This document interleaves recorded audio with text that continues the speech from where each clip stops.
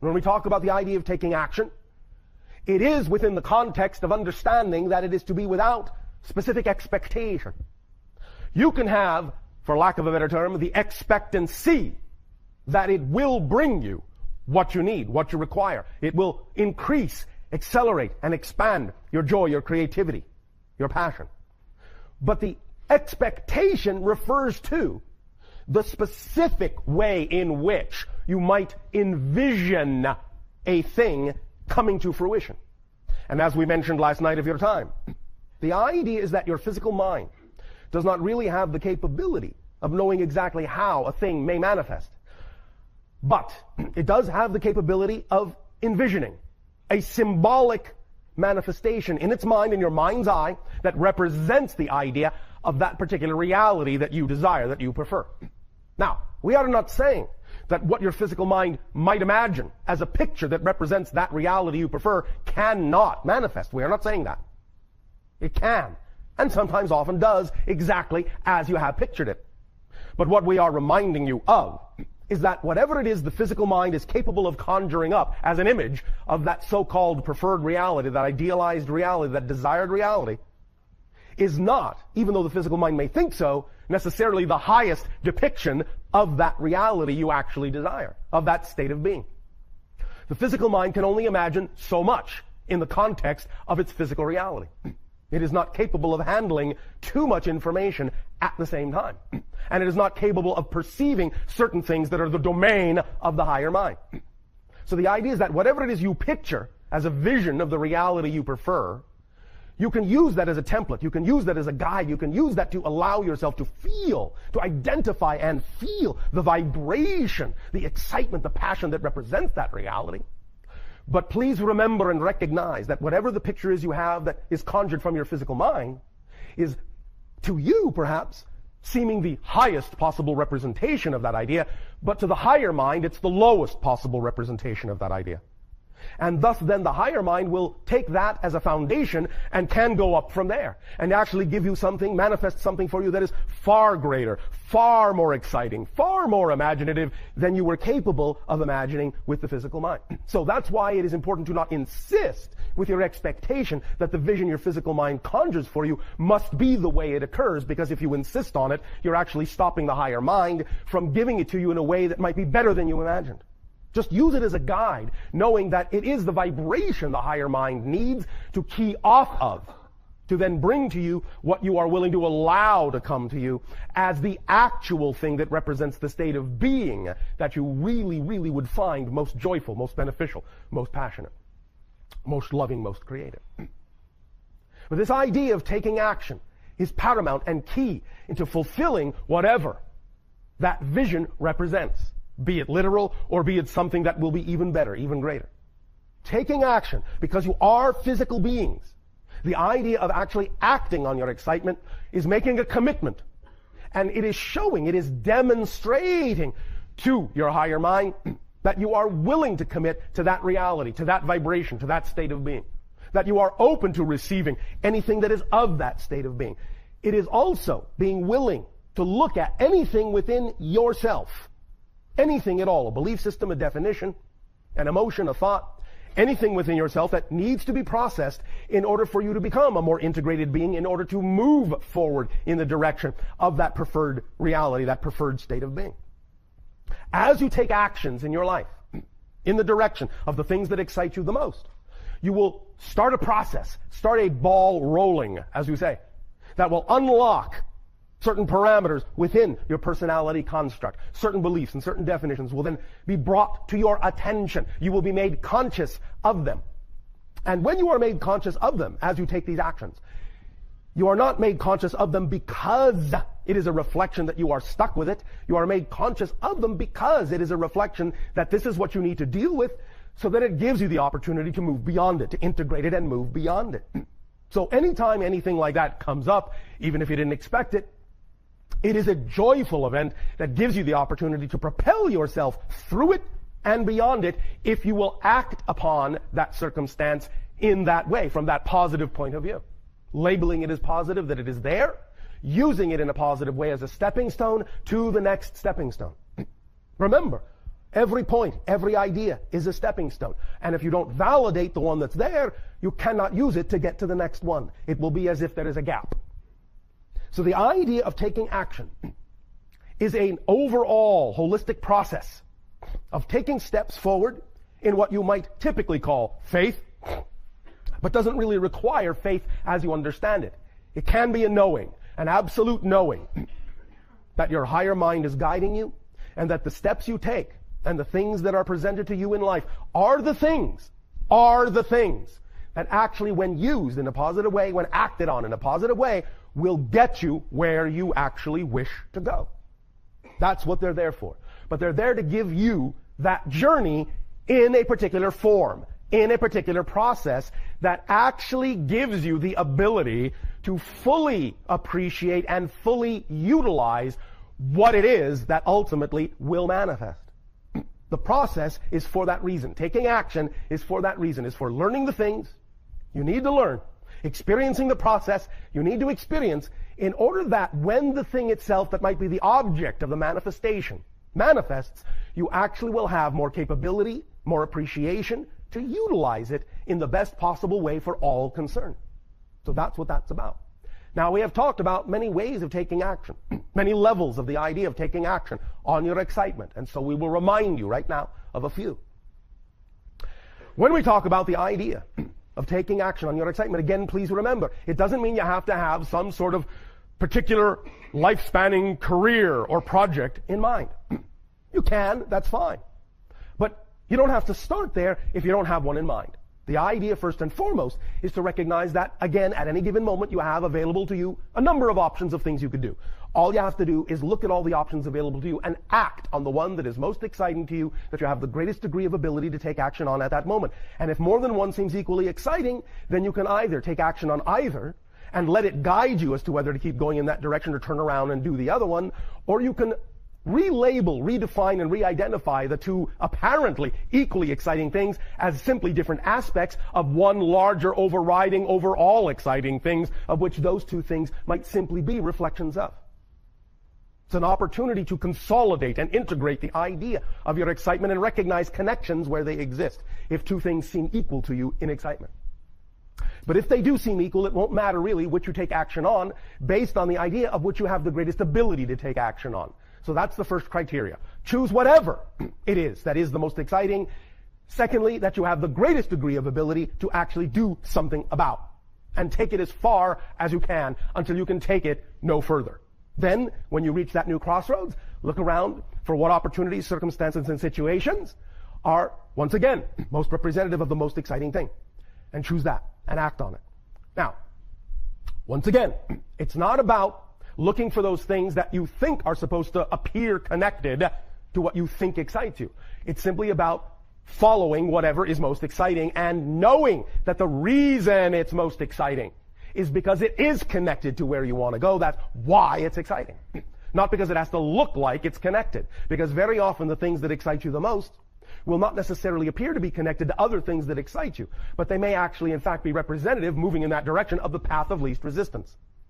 Your physical mind may think that the path of least resistance is this way, but your higher mind will show you, through the idea of what comes with the most excitement, what the path of least resistance actually is, even if it seems a little bit circuitous at first. The excitement tells you it's actually the shortest, quickest, most effortless path. Trust the excitement. Trust the passion. It will lead you in the proper direction. It will allow you to process what you need to process. It will allow you the synchronicity that you need to experience. And it will get you where you're going in the best possible way, with the highest amount of ability and appreciation to use what you manifest. Now, synchronicity plays a big key in the idea of taking action. Once again, when you are willing to really put yourself out, take action, make a commitment to the things you say excite you, do whatever it is you can do to make that a physical reality for yourself, to make it real. To feel it, to taste it, to smell it, to touch it, to see it, to hear it, to really make it as real as possible, taking action, physical activity on that thing that excites you to whatever degree you can. More and more synchronicity will occur in your life that will bring to you the right people, the right places, the right time, the right support, exactly when you need it. It may not come 1 second before you need it, but it will not come 1 second later than you need it. That's what synchronicity is all about. Perfect timing. Perfect timing. The coming together, the right place and time of all the elements that demonstrate to you that everything is one, that everything is connected. And synchronicity is the linear space-time representation of that fact, that everything touches everything else, and that any part that needs to be there in your kit will be there exactly when you need it. Not a second later, but not a second sooner. Because if you don't need it, there's no point in it showing up. So many times we know that one of the reasons many of you hesitate to take some of the actions that are necessary to get things rolling is because you're waiting for something to show up, thinking, well, I'll take the action when that thing's there. But in fact, it actually works the other way around more often than not. When you take the action, then that thing is there when you need it. And that's what you need to learn to trust, is that that's how the kit usually works. Sometimes it might be there first, but many times it may not be. But that should not stop you. The whole process will occur when it needs to, in exactly the manner that it does. Now, in terms of taking action, we have also talked about the idea of creating as solidly as possible the vision that you have in your mind of what represents your ideal reality. We have talked about the idea of mocking it up in physical terms, simulating it, if you will, as best as you can. This is still an important key. Once again, you will find that many people who consider themselves to be successful manifestors will have, at various points in their lives, had a vision, but they will actually have play-acted the vision out physically in some fashion, even though it may not actually have been at the moment the quote-unquote real thing. An actor, for example, who wishes to act on stage or wishes to act in a movie may simply go, before they have ever given a part, they may simply go to a stage, to a sound stage, may hire their friends to run a camera. They will then act out a part perhaps that they wrote or someone else wrote, but they will go through the actual physical motion, mocking it up, as though they really are at that moment making a real movie, doing it for real, being a real actor. And by doing that, by taking that kind of action as well, not only acting on the things you are capable of acting on that apparently relate to the thing that you prefer, but also mocking it up and acting through that scenario, you then train, in a sense, your body consciousness to get used to that vibration of that reality. The more real you can make it, the more real your brain and your body will believe that it is. And the more real your brain and body vibrations believe that it is, the easier it will be for you to align with your higher mind and allow the higher mind to manifest that reality for you in some form. So mocking it up is also a form of taking action.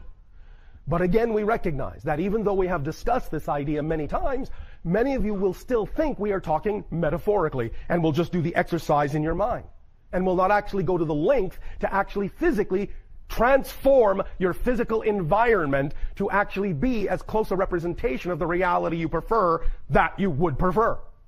So we are urging you strongly to actually take action in the direction of creating in your reality some representation as close to the vision of that reality as you can that is physically present to make it look as much like that reality as possible. And key off of those representations as though they are real. Which is why it's important to make them look as real as possible. But you can use your imagination in this, but not just to sit around and use your imagination. Use your imagination while you are physically mocking it up, to play act through that and get used to that. It's like rehearsal of that reality. And the more you rehearse, the better you get. And the more you actually find yourself then living that reality.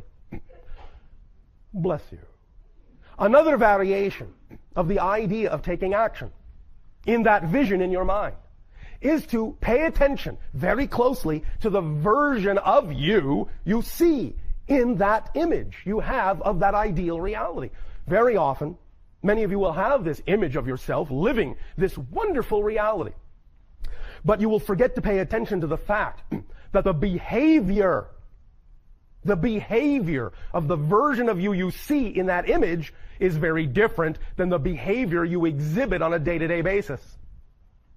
The idea of seeing yourself in that vision of the ideal reality that you prefer is for the purpose of creating a mirror reflection for you to mimic. So that if you act like that person, you are more likely to have the reality you see that version of you having. That's the point. Observe closely the thoughts, the words, the deeds, the body language, the physical behavior of that version of you in that reality. Because that version of you will do things very often very differently than you go about doing things in your day-to-day reality, because you are making a difference between the two. And so you have the ability to use your imagination this way, to point out the difference between the two, so that you can create less difference between the two. The more you act like him or her in that version of your ideal reality, the more you will attract that reality, his reality, her reality. So pay attention to the body language and take that version of you through all the typical daily routines that you may have in your life or that you want in that reality. Even if it is something that you typically consider ordinary or mundane, watch how that you does it. Because if that you is actually in a reality that is representative of his or her passion, that you is going to be doing even the ordinary things in a much different way than you might do. So let's say you have a vision of that you in that reality, living the life you prefer. Just take that you, let's say, grocery shopping. Because that might still be something you might still do, even in the reality of your passion. Now, if you look at that you and the way that you does it, then that's the way for you, to the best of your ability, to do the same thing. Mock up as best as you can, act out as closely as you can, the way in which that you would do it. As best as you can, get as close as you can. That's all you need to do. As long as you've made the commitment to get as close as you can, the vibration will be read by the higher mind as the full commitment. So it doesn't always have to be exact, as long as you are willing to get as close as you can. And sometimes you might surprise yourself as to exactly how close you can get. Because again, synchronicity will support you once you have made the commitment to behave that way and take action. That way, synchronicity will support you and bring about the opportunities to behave that way. And at first it may be a little shocking and a little surprising, but I think you'll get used to it. So the idea is, let's say you're looking at that you and you see that you going grocery shopping. Again, the idea might be that the body language is different as you do so. Maybe your attention is drawn to different products as that you that are more representative of the reality you prefer. Maybe you will, as that you, hire someone to do the shopping for you. Again, get as close as you can to that you. Whatever truly represents what is most fun, most passionate for you in thought, word, and deed, and all those behaviors, mock it up, mimic it, mirror it as closely as you can. Every day. Walk down the street and say, how would the ideal me, with the ideal reality, be walking down this street? Head held high, a smile for everyone. Feeling great. Light on my feet. Not moping down the sidewalk. Wondering when it's all going to happen for me. Because the version of you for whom it has already happened doesn't have a reason to do that, do they? Therefore, if you are doing this and they are doing this, there is a vast difference between your vibrations and thus a vast difference in your ability to attract. So, taking action. Taking action is the willingness to understand, the willingness to know that by doing so, you are bringing that downloaded information, that downloaded inspiration, that downloaded imagination, that downloaded vision, that downloaded energy, and you are grounding it, you are applying it, you are putting it out there so that you are creating a flow. And when you create a flow, you empty the vessel. And when you empty the vessel, more can be poured in, and more will come, and more will keep coming, and it will never stop. It will never stop. There are times when it may seem to stop, but that doesn't mean it actually has stopped. It may simply mean that there is a reason to pause and ponder what's going on and contemplate in a peaceful manner. That doesn't mean anything is stopped. Never label anything as an obstacle, or it will be experienced as an obstacle. Simply allow yourself to sit with it, let it be what it is, knowing it's there for a reason. How do you know it's there for a reason? Because you say so. Again, remember, nothing in creation will contradict you. It never has before, and it never will. Even when you insist on having extremely negative realities, creation doesn't contradict you. It's not going to contradict you when you insist on having a positive one. So feel free to have whatever reality you prefer. But because you are physical beings, it is imperative that you take action in the direction of what you prefer, or the universe will not experience the commitment from you that will flip the switch to allow things to happen to reinforce that reality. If you're not taking action, you're actually saying you don't really want it. And therefore, you are getting what you asked for. Nothing. Stasis. Static. But when you flow, everything flows. You must uncork the valve. And then the genie can grant your wishes. The genie within you.